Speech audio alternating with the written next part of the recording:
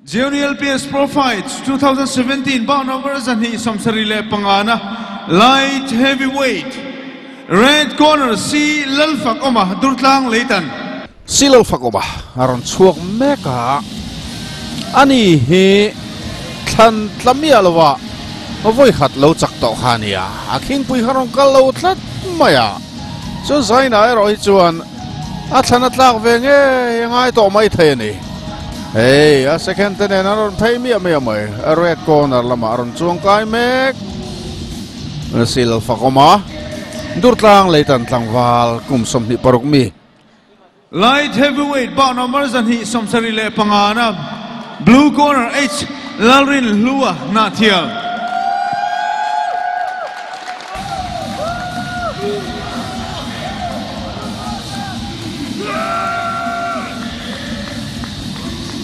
le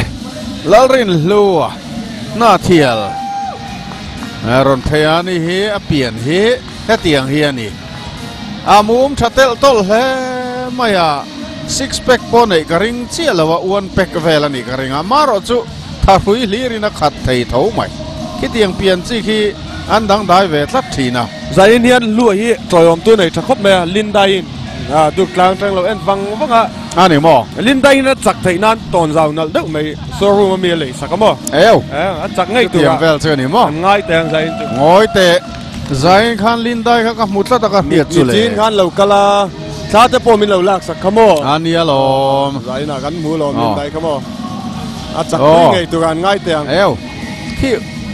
ole Domolers Industry tale of the tape a light heavyweight running about no number tour kum som ni vevenia fit ngalen chis riele fit ngalen chis sari ke som sari paruk point pangale ke som riet fit ngalen chis som le fit ngalen chis riet han rich ani thunga sil fakoma durtlang leitan le h lalrin luan ha thielte aronin nek don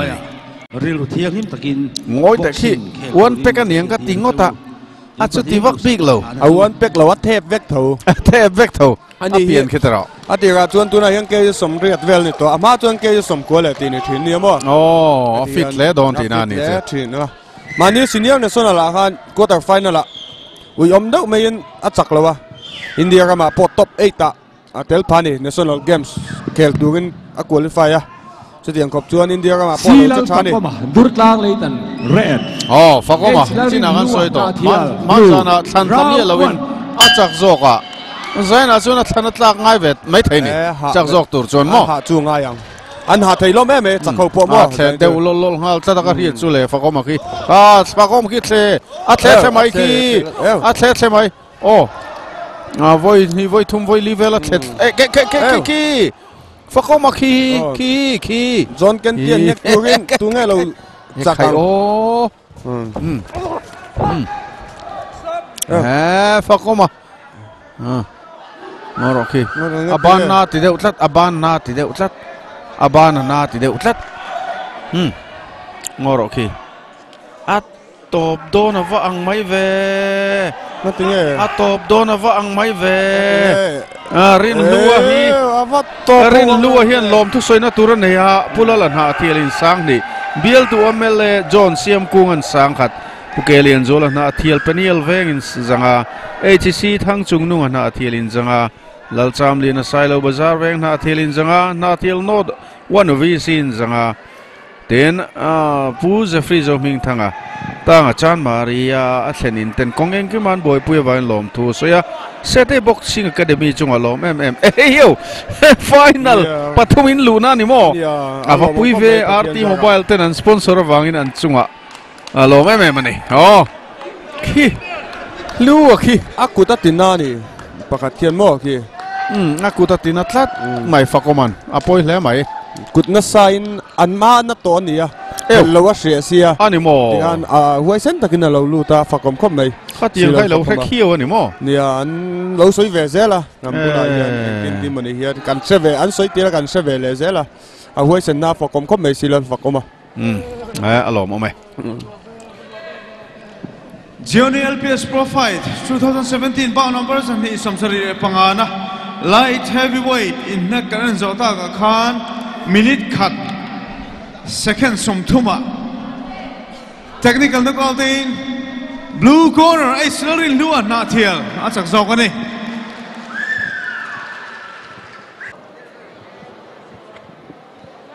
minute khat second som thum ni lovin round khat na second som thuma zok ani ola tuna chuan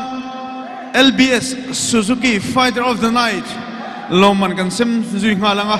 Loman min sem sak turin si lalro tluanga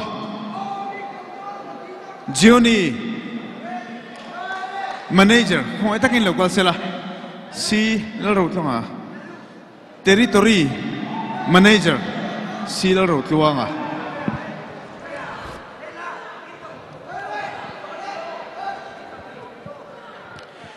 Johnny LPS Pro Fight 2017 Zaninatana Fighter of the Night Lomandong Tuchu Freddy Lalchanchua Ser Cheap Light Flyweight Ani Freddy Lalchanchua Ser Cheap Kung ay takin Freddy Lalchanchua Ser Cheap Local sila Omlo ni chuan ay otur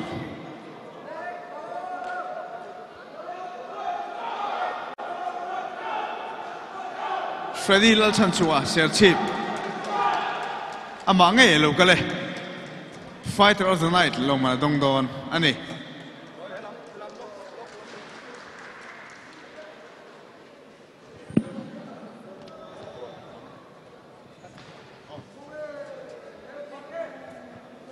Junior LPS Pro Fight 2017 semi-final zan masaber kan lo en zo le ta khatizam khazanina helai muna boxing kan an theite ani le to a naktuk zana ahun ngaya hian semi-final kan khir zui le ngal don ani Pro Fight khir tu zong te in zavain helai muna omte le in lamalo omte Ardeng Trauma Indoor Stadium Salemveng Mall Puyatangin